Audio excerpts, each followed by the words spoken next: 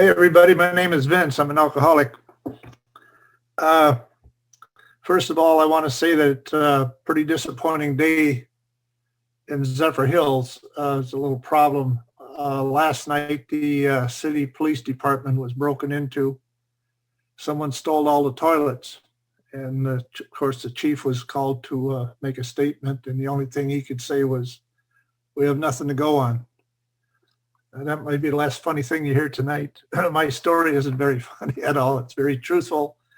It's pretty bitter. I'm not proud of what happened, but it's my path that I chose to take against God's will, and led me to Alcoholics Anonymous. And for that, I'm ever grateful. And I want to thank Stephen for asking me to speak. It's quite the pleasure. I've never spoken at a group this big. I've never spoken online other than to chat with people. And so it's a very, very big privilege. I can't thank Stephen enough for what he does for the program of Alcoholics Anonymous. It proves his love and devotion, and it's working for him and it's working for others thanks to these meetings and daily ponderables especially. I can't tell you how many people I've passed that daily ponderables on, but I'll get more into that later on. So what you're going to hear from me is just like the book says. I'm going to try and be brief on what it was like, what happened, and what it's like today. My sobriety date is December 14th, 1972. And thank God I haven't found it necessary to pick up a drink since that day. It's a miracle. But anyway, I was born in Lower Michigan around Detroit area in a little town of Dearborn, home of the Ford Motor Company. And I'm the youngest of 9 children. I had 6 brothers and 2 sisters. Today, there's just me and my oldest sister alive. She's in Orlando, and I'm here in Zephyr Hills, about 60 some miles apart. But anyway, so Dad had his hands full with 9 children, and so did Mom. Dad was very strict with the family. He had to be to keep us in line. He made sure we all had chores. He came from the farms in northeastern Pennsylvania, around Scranton, Wilkes-Barre area, and Luzerne County. He was born. So he knew pretty much how to handle a group of children or a group of men or women, whatever, from his stout upbringing. And he had jobs for us. And some of them were around the house, inside the house, shoveling snow maybe, washing dishes, cleaning up the table, taking care of each other. And then in the summertime was gardening. We had a huge, huge garden. It's the only way we could survive with 9 children in the house. I had to feed 11 people and sometimes quite a few more that would drop in, relatives and friends. But so Dad was very strict, and having 7 sons, like my oldest brother, he was 16 years older than me. And so Dad was very strict about not drinking in the house till you're 21, not smoking in the house till you're 21. And by all means, ever downgrade a woman or lay your hand on her. And if you do, you're going to answer to him. And he didn't take that. He was a very loving man. My goodness, he adored my mother, just adored her. You know, me and my sister recently have wondered, how did they ever get along where we never heard them argue, never heard a harsh word between them. It's just unbelievable. All in that same house and never heard anything like that. They were just a loving couple. And so anyway, I really loved my dad. I really did. And being the baby, a little spoiled maybe, quite a bit spoiled, he showed his love on to me also. He also showed his love on to the whole family. And I'm going to be looking down at my notes because I've been writing notes ever since Stephen has asked me, because it's been a while since I've done this. And the reason being is I've lost track of a lot of things, and I'm trying to get it all together. So we were raised in a very strict Catholic home. The home that I was raised in was catty corner from the Catholic parish. They had just built a new school that I had started kindergarten in, and school opened in 1948, and I was in the very first class. And behind the school was the church, the old church, and then they built a new church. But anytime the lights were on in the church, Mom and Dad made sure we were all there. All seven of us boys in the family were altar boys. We served at Mass. We went to funerals with the priests. We did everything we could. Older brothers even took care of the priests' cars, washing them, waxing them, doing minor repairs on them, flat tires, tune-ups, et cetera, et cetera. So we were very connected to the church. As years went on, and I became a teenager at 13 in the 8th grade, my father got very sick, and my father didn't believe in doctors. But that didn't stop him when Mom said one of us were sick or she was sick to get to the doctor. He'd tell us to get in the car, and all of us would go to the doctors and have us all taken care of, or Mom taken care of, whatever would need to be. But he believed in his old home methods, and being Polish, he had some Polish books that would tell him what herbs or whatever to use and how to use them, and et cetera, et cetera. But anyway, he got pretty sick and had a lot of pain, and wouldn't take anything at work. He'd stop at a first aid station, and his pain was in his stomach, his abdomen. And about the only thing that he would take from the nurse there was like a corset to tighten things up and hold them together. And that gave him some relief, and then that didn't work very long. He ended up in the hospital. And this was in 1956. And as it turned out, he had cancer. And by the time they opened him up, the cancer had spread to everything. And there was nothing much they could do, and that was just after Thanksgiving.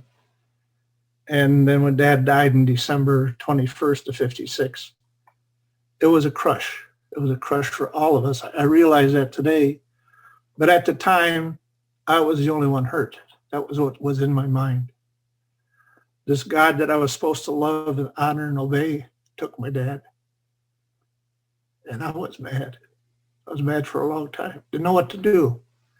Kind of alone, shaken, and very lost child.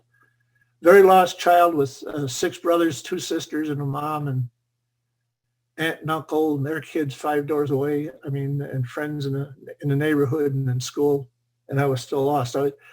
I felt that God was punishing me for something I haven't even done. I didn't even know I'd done. It was terrible. So it really struck me pretty hard. And as it turned out, I can look back at it today and say that I had a case of the RIDS, restless, irritable, discontent, until I had my first bottle of beer at 15. My cousin that was 5 doors down, we arranged it that we'd go to this sock hop that was going on at the church hall on a Friday or Saturday night. And before we got there, we were going to have 2 bottles of beer, a bottle for him and a bottle for me. So he came down the alley to my place, our place, and gave me the bottle of beer, and then walked to the end of the alley by the side street, and there was a telephone pole there and with steps on it for the repairman to climb up the pole. And he showed me how to knock the cap off that bottle without a bottle opener. He just put the cap on the edge of the step, give it a little tap, and the cap would come right off. So that was my first try, and I put the bottle up there and gave it a good crack and busted the bottle. And what I did was I kind of diagonally cut the neck of the bottle, and it was still drinkable. And we both agreed, well, if there's any glass comes in your mouth, just kind of spit them out. You know? And I do remember spitting out a couple pieces of glass, but he ended up drinking his bottle, and I drank mine, and we went to the dance. And that's where I said I had the RIDS for 2 years, because once I had that drink in my body, it lit me right up, and I wanted more, and there was no more. So that was my first drink, and when I was 15. And like I said, I wanted more and didn't know how to get it. But as I grew older in my teenage years and finally got a car, we had friends and one brother that would buy me beer. And that's the way I got along. I ended up graduating from high school, and I went right into the Air Force. I graduated in June in the Air Force right before Thanksgiving in 1961. This is my first time away from home, 18 years old. During basic training, it was around Christmas time, and they'd give us 3-day passes. And we go into San Antonio, Texas, and drink 3-2 beer. And I can tell you honestly, today, 3-2 beer is nothing but bladder abuse. I mean, you just drink it and drain it and drink it and drain it, and nothing happens. But it was the idea that we were in some kind of little club. There was some dancing going around, and we were just having fun.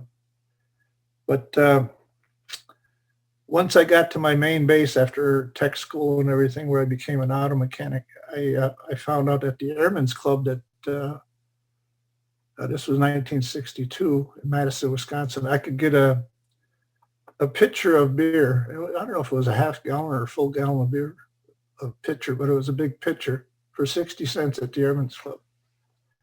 And needless to say, I had more than 60 cents when I went into the Airmen's Club, and I found out I could drink as much as I want after work, and I was in heaven. I was just in heaven. And then to find out that Madison, Wisconsin, was an 18-year-old town, college town, University of Wisconsin, and beer and wine was 18 years old, and it wasn't 3.2 anymore. It was the real stuff. So I was in heaven there for 2 years. After that, they sent me up to Anchorage, Alaska, and they were a little bit more expensive up there, but that didn't stop any of us, me and my friends, from drinking. So no matter what I did, I was drinking, and as a drunk, I could never have enough money, and that's where I picked up stealing money.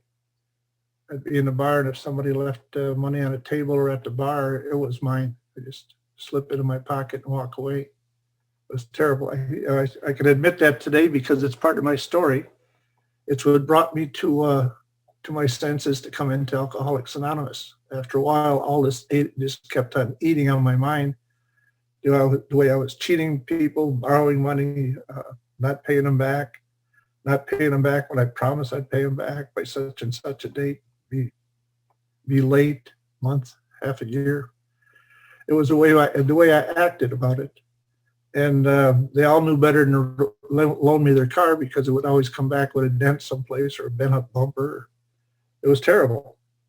And I know that not only did that with friends that I'd meet in the service or an acquaintance anywhere, I would do that with my family, my brothers and sisters.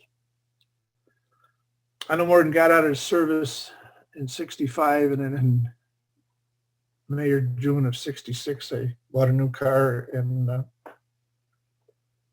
right away I got stopped for speeding, and it turned out to be drunk driving. I spent a night in jail, and I just thought it was, something that happens. I've heard of other people getting drunk driving, no big deal, but then I found out how much it was going to cost me with the lawyer, and at that time it was a lot of money. It was $1,500, and he got it dropped to impaired ability, where I was able to keep my license and continue working. At the time, I was working for a phone company, auto mechanic.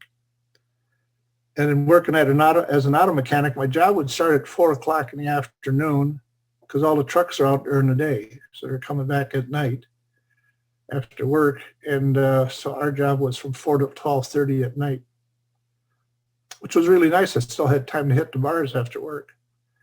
But I did that for a couple of years, and I realized that once again, now I'm married for the first time, and I realized I need more money because it's just not enough to pay the bills and drink and rent and everything else.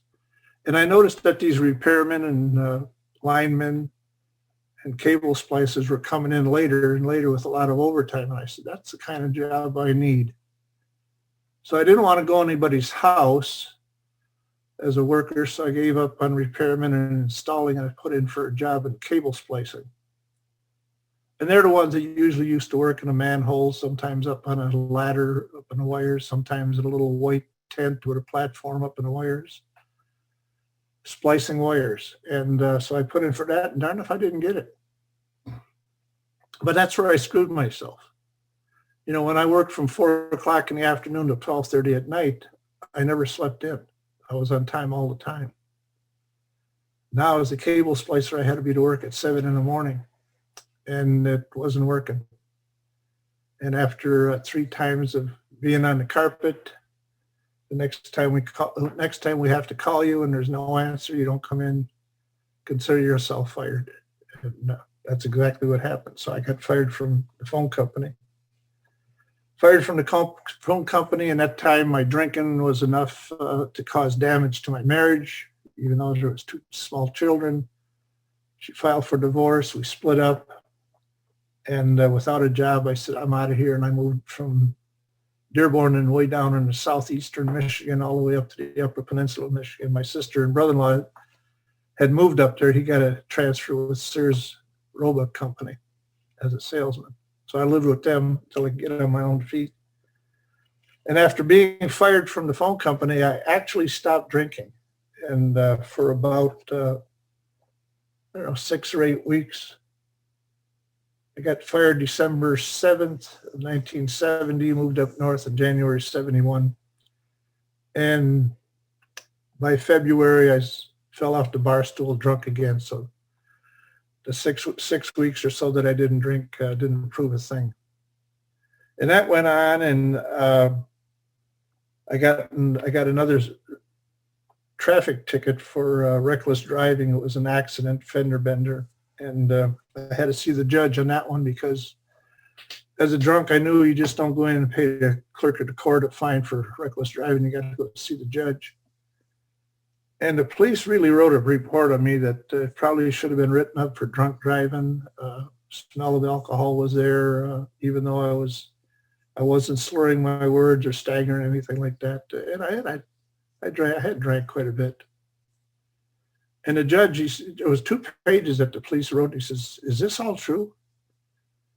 And I became so honest in front of that judge. And the reason being, I was watching the paper, and this judge charged $75 for reckless driving, and I couldn't scrape up $75, even from my friends. They weren't going to loan me any more money.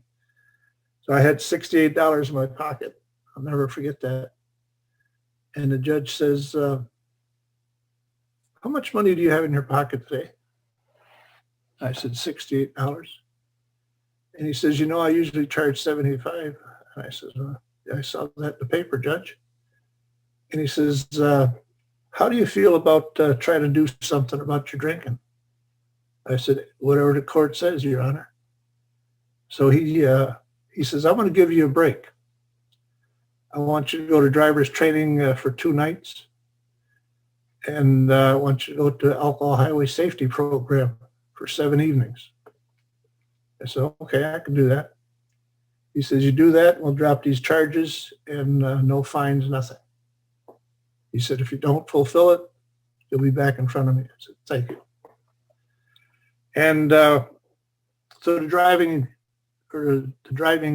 test or school wasn't nothing. I went to these evenings, 7 different evenings, and a lot of it was, talking about what could happen drinking and driving, your reaction time and everything else is slower and messed up. And about the 4th night, the same fella says, my name is Lowell, I'm an alcoholic, and tonight we're going to talk about alcoholism and the disease. And he's handing out these pamphlets, and I know they weren't from AA, they were probably from the National Institute of Alcoholism, Drug Abuse, and had some questions and answers on it, and I failed all the questions. The answers didn't match. And he's talking about his recovery in Alcoholics Anonymous and how he can relate to those questions. And I thought, oh my God, I saw it in black and white. I'm an alcoholic. But that didn't slow me down or didn't stop me. There was a place called Kelly's Slide. It was a bar right next to the health department. And 3 of us guys would leave those meetings and go across there and close the bar before we went home. And it took me another 1.5 years of drinking. And I got married the second time. And I was only married about 5 months. And my drinking was really another problem. And I didn't have a job. The wife was working a part-time job for $1.70 an hour, part-time in a rest home. And she came by and met me at the bar at night after work. And we closed the bar and I wanted to drive home and she was attached to the steering wheel. And I wanted to drive. And I tried to pull her away from the steering wheel, tried hitting her to get her away from the steering wheel. And I remember those things. I mean, I did a lot of blackout drinking, but some of those blackouts weren't as black as they thought. I could remember bits and pieces. And the next morning when she showed me those bruises all up and down her left arm, and I remember my dad's words, if you ever lay a hand on a woman, you're going to answer to me. And I said, well, I think enough is enough. And I got out of bed, cleaned up, and I called the health department where those meetings were. And I asked if Lowell still worked there. This is not about 1.5 years later. He said, sure, he's here. You want to talk to him? I said, sure. So I talked to him and he said, let me talk to your wife. And he offered Al-Anon to her. She accepted. And he said, why don't you come into the office this afternoon? I want to talk to you. I said, okay. So when I walked into his office, he says, what can I do for you? I said, well, I don't care if I ever drink again. I don't know how I'm going to do it. He says, have you tried to stop before? I said, yes, I did. It didn't work out. How long? I said, oh, maybe 5-6 weeks. He says, do you want to try AA? And I had a brief moment in my life, and I say a moment, not even a minute, maybe 30, 40 seconds of, oh my God, of all the jokes I told about AA in the bars when I was drinking. I said, yes, I'll go. And now this was in Marquette in Michigan in the Upper Peninsula in 1972. And this was a Thursday that I was talking to Lowell at his office, and he says, can you stay sober until Tuesday? He said, our next meeting is Tuesday night. I said, I'm going to do my best. He said, okay. He gave me the address, and the wife went to her first Al-Anon meeting that same night, and met him, and went into the AA meeting. And I was ready. I was ripe, and it all came together. And but that's what it took after cheating and stealing and wrecking other people's cars and not taking any responsibilities, to remember what my dad said. Don't ever degrade or down talk a woman or hit her. And I did it. And I was sick. And, today I can say 48 years sober, 48 years without hitting a woman. And I don't intend to. I don't intend to do either one. Day at a time, I ask God for help. Keep me away from that drink, because I know if I take a drink, I don't know what's going to happen next. I proved that to myself in my drinking past when I did my inventory. Oh, and that's another thing. I come into AA and they tell me I got to get a sponsor. Who needs a sponsor? Of all the messes I got myself out of over all these years, I can do this on my own. I don't need a sponsor. So for 2.5 years with the plug in the jug going to meetings, I tried to work these steps. I can't tell you how many times I tried to write that 4th step. I'd start writing, I'd start shaking. And the worst part about it, I was getting thirsty and I didn't want to drink. So I'd just tear everything up, burn it, lay down at night, close my eyes, and it was just like I wrote everything on the inside of my eyelids. It just haunted me. I can't tell you how many times I tried that until I finally broke down and asked for a sponsor, and I got a sponsor. And this was a fellow that saw me come into the program of Alcoholics Anonymous. And he says, Vince, he says, you kind of came in the same way I did, kind of mad at God, mad at the world, mad at everybody. And he says, I don't know how you can do steps 2 and 3 on your own. He said, I really don't, being that mad and angry. So we had some long talks, and he explained how it was for him and told me, pick a God of your own understanding. It doesn't have to be the one that you feel hurts you. Just pick a God of your understanding. You need something. You need a higher power. And that started working for me. And he was able to get me started in step 4. And once I got started in step 4, there was no stopping me. I wrote and wrote and wrote on that legal pad. I can't tell you how many pages I wrote. I wrote way too much. And then he told me it was time to do my 5th step. And I went over it with him, and he says, who are you going to pick? And I says, Bill is in our program. And he's also the pastor of the same church. I said, I'm going to ask Bill. He said, yeah, why don't you do that? So here it is 2.5 years later, working my steps finally. And so I called Bill, and of course he's got a schedule. And of course I had a schedule. I was still playing canasta, or not canasta, but cribbage in the bars on Wednesday night with my buddies. And I was shooting pool in the bars on Thursday nights. So when Bill couldn't make it one day, I couldn't make it another, and we finally agreed to meet on one certain day, and it might have even been a Saturday for all I remember. I don't know, but I went over that 5th step with him, and I'm telling you, I just let everything run out. Everything. I just let it all out. I was sobbing, little crying little boy at that meeting between him and I, and God as I understand him, and just let it all rip. And he gave me a lot of talk about himself, trying to calm me down and everything else, slow me down. And I just couldn't stop. Once I started, I just started letting it all go. And at that time, there was a couple of rehab places in Marquette. One was at the hospital. I think that was 5 days, and then there was an independent outside. Anyways, a van would go around, pick up some of these people that wanted to come to a meeting, bring them to our meetings. And after 2.5 years of listening in AA, I knew what I had to do. I knew the depth and breadth of it. And I would hear these people come in after 5 days or 20 days of treatment, how they went through their 5th step, and they just felt the world lifted off their shoulder.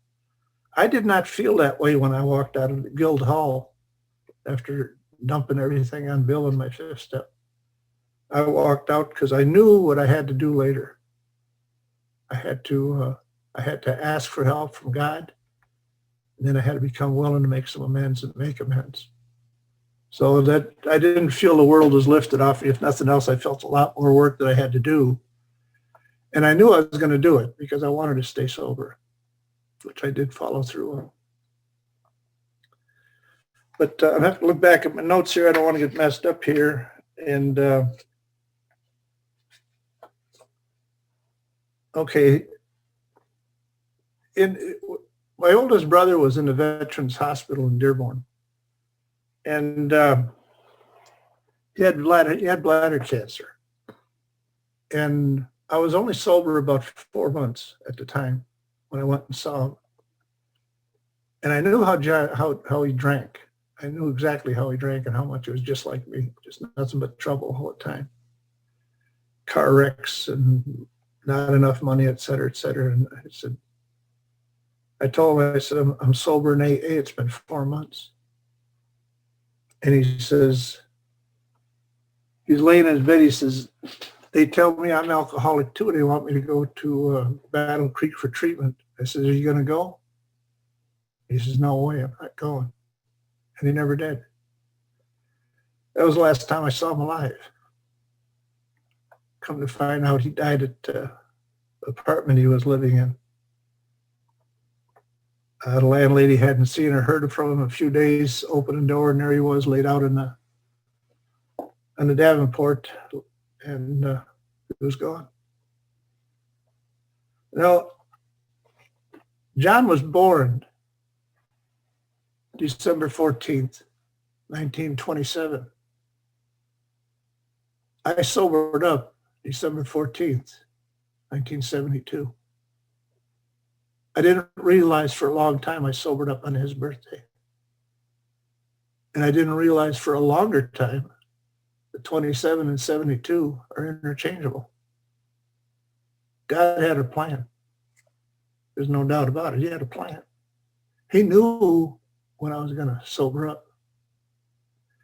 And, and I shared that before. There was in the clubhouse in Tampa, there was a sign on the wall that says, "If I don't change, my sobriety date will." And I don't ever want to forget that. I even had sent that to Stephen. He puts it in the Daily Ponderables every now and then. They redid the club, and I don't see it on the wall, so I'm going to have to ask them to put it back up there. I feel it's very important. So I knew I had to do some changing, and that's when I got into those amends, became willing. There was one that I thought I'd never, ever become willing to do, and God stepped in and saw that I did it, and that was with my ex-in-laws. And it wasn't easy, but it was either do that or go back out. I didn't feel like doing it. So I had, God stepped into my life for so many different things. Sponsorship has been a big help to me all along. And I've had a number of sponsors that have passed away, moved away. Most of them, though, are in the big meeting in the sky. A lot of them went up there as the next coffee maker. After I had sobered up, I got a job with the state of Michigan as an auto mechanic. I didn't want to work in a prison, but that's where the job was. And the wife said, "Why don't you give it a try?" And when I gave it a try, I went in there and I found that there was a couple sergeants in there, 30-some years working there, that were still giving it a try. And I said, "Isn't this sweet?" And I ended up working there for over 24 years before I retired. I ran the garage. I had a lot of prisoners working for me, the trustees, and I would say over 24 years was probably over 2,000 fellows that I had shared bits and pieces of my story and had them share some of their problems and stories. And it was really quite the experience for me. When I said I didn't ever want to work at a prison, I can't exactly say why. But when I did start working there, I realized why God put me there. Because if I kept drinking or if I went back to drinking, there's a good chance I was going to end up there. And I sure didn't want to be on the other side of the fence. So I thank God for that. When I did my fifth step, it was unbelievable. It had been 2.5 years. And when Bill said he couldn't make it that day and I couldn't make it another day, we got together. We could probably look it up on the calendar, see which day it was, because it was the 5th day of the 5th month, 1975. God had that planned out ahead of time too. The numbers just fit in. I mean, the numbers in my mind it just blows my mind. Like my brother's year of birth, 27, and my sobriety date is 72. And then the 5/5/75 came into play. Unbelievable. My first group got me into service, alternate GSR, and then I was a GSR for over 8 years and district committee man.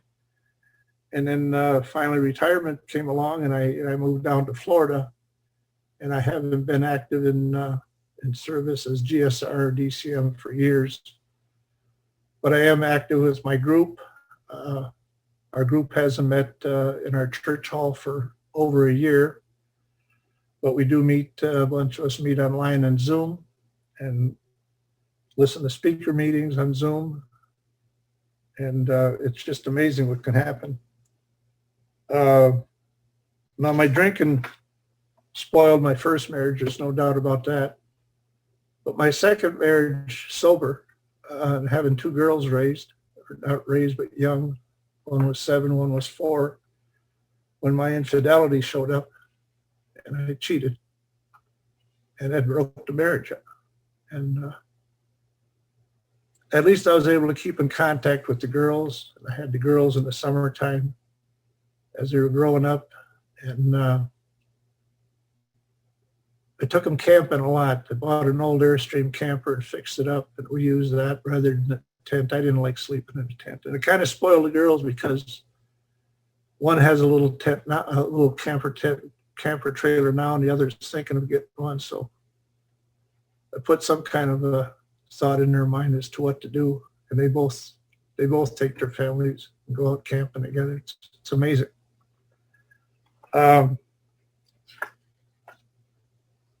One thing, a couple things I want to share with you. I've got a few minutes left. One of my brothers passed away not too long ago here in Florida, a few years back, and the wife hadn't seen the wedding ring for a long time, or the Rolex watch for a long time, and she was under the impression that he just didn't love her anymore and threw the ring away or something. But actually, he was sick. He was pretty sick. Cancer was eating him up, and he'd lost so much weight, probably couldn't keep a ring on his finger. So after he passed away, we were cleaning out the house and the garage, and everybody was looking for the ring and Rolex along with everything else that we could find that he had hidden away here, money there, or stamps here, coins there, or whatever. And we get into this one bedroom where he was staying there at the end, and there was a real tall cabinet. They had these, I guess you call them cathedral ceilings, they're so high. But anyway, this cabinet was huge and it was tall. And son-in-law got a stepladder to go up there and see if there was anything up on top. And sure enough, he found a sock. Came down the ladder, and inside the sock was a Rolex. So he took that to his mother-in-law. And he no more left the room, and I went up the ladder to see if there's anything else up there. And there was this, another sock on this side of closer to the ladder was another sock. And I could feel there was something hard in there. And I opened it, pulled it out of the sock, and it was a plastic white heart that came apart with a lid on top.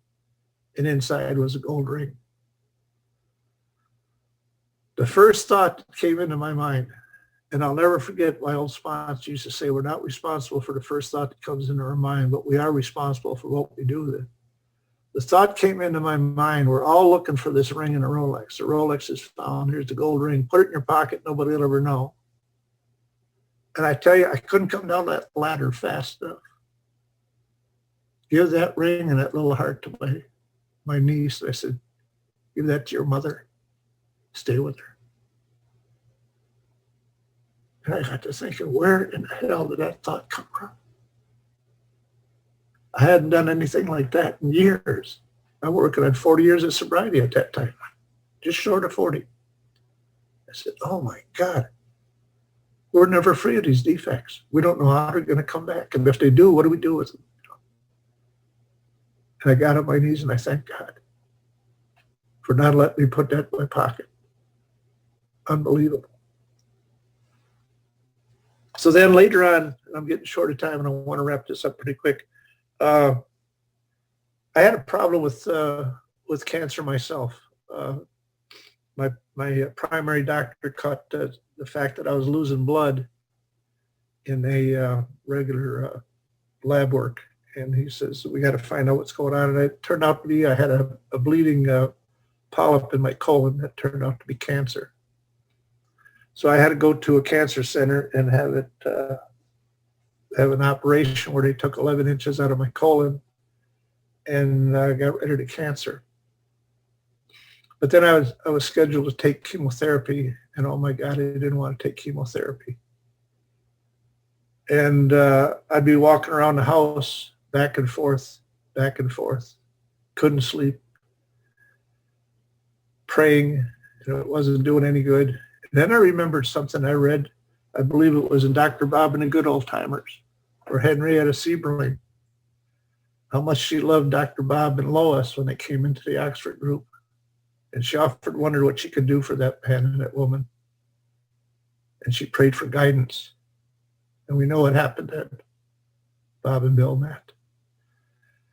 So rather than pray selfishly for myself, I started praying for guidance of his will. And I can't tell you how long I prayed.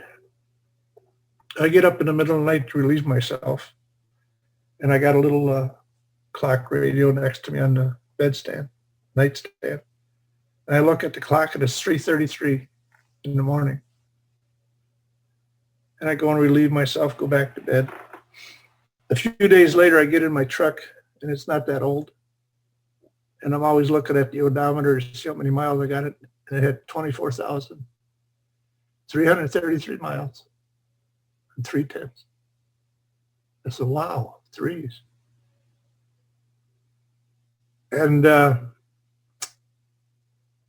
within a week later, I'm in a restaurant having breakfast. And I finish my breakfast and pull out my money clip to leave money on the table for a tip.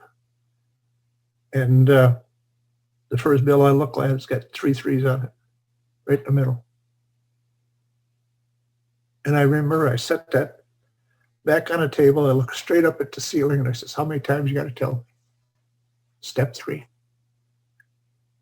Paid my bill, went home, got on my knees again, said the 3rd step prayer, and never once worried about chemo again. Never did. It's amazing. I'm not saying that this is going to happen to anybody that's listening, but if you got a problem today, you don't know how to handle it, I'd suggest praying for guidance. I really do, if nothing else. You know, on the 2 pages in the 12 and 12, and I'm going to do this real quick. I'm going to read this one part right here. We clung to the claim that when drinking, we never hurt anybody but ourselves. That's on page 79. And in the bottom paragraph, though, in some cases, we cannot make restitution at all, and in some cases, action ought to be deferred. We should nevertheless make an accurate and really exhaustive survey of our past life as it has affected other people. In many instances, we shall find that though the harm done others has not been great, the emotional harm we have done ourselves has. Very deep, sometimes quite forgotten, damaging emotional conflicts persist below the level of consciousness. At the time of these occurrences, they may actually have given our emotions violent twists, which have since discolored our personalities and altered our lives for the worse. You know, and I believe that's what happened to me when my father died. I lost it. I was a lost child.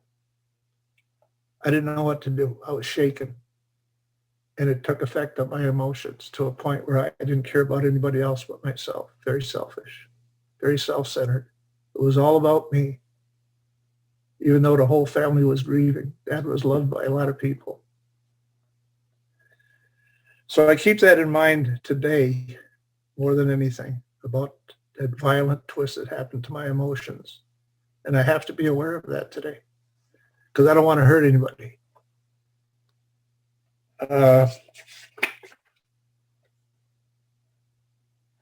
Today, I enjoy fishing in my retirement. I enjoy working at a Ford dealership, trading vehicles with other dealerships when they have a customer that needs a vehicle and they don't have it. The thing I like about the job, I meet a lot of different people. It's on call. There's no schedule. They offered me a job with a schedule, and I said, I'm all done with schedules. I don't want it. I'll stick with this job. And so I enjoy it. And the nice part about it is I get along with everybody there, and they all get along with me. We're just one big happy family. And I have to thank God and AA for that, because that's where I learned that we're all one big family, happy family, and help each other out and be kind and courteous. And I just can't give enough thanks for Alcoholics Anonymous. I really can't. I love it. I love the people in it. people like Steve and Todd that put their heart into it to pass it on to so many others. It's unbelievable. And with that, I thank Stephen for asking me to talk today. It's been a great recollection for me. And another thing to remember is one of my other sponsors told us, and he loved the page 132. He says, right smack dab in the middle of the page, north and south, east and west, it says, we are not a glum lot. We insist on enjoying life. And that's what it's all about today, helping others. We're not a glum lot. Put a smile on somebody's face. It makes my day when I do that. If they smile or laugh, it makes my day. Because there's too many people I hurt in the past. And we're not a glum lot. And with that, I thank you, Todd or Stephen, and I really appreciate it. God bless.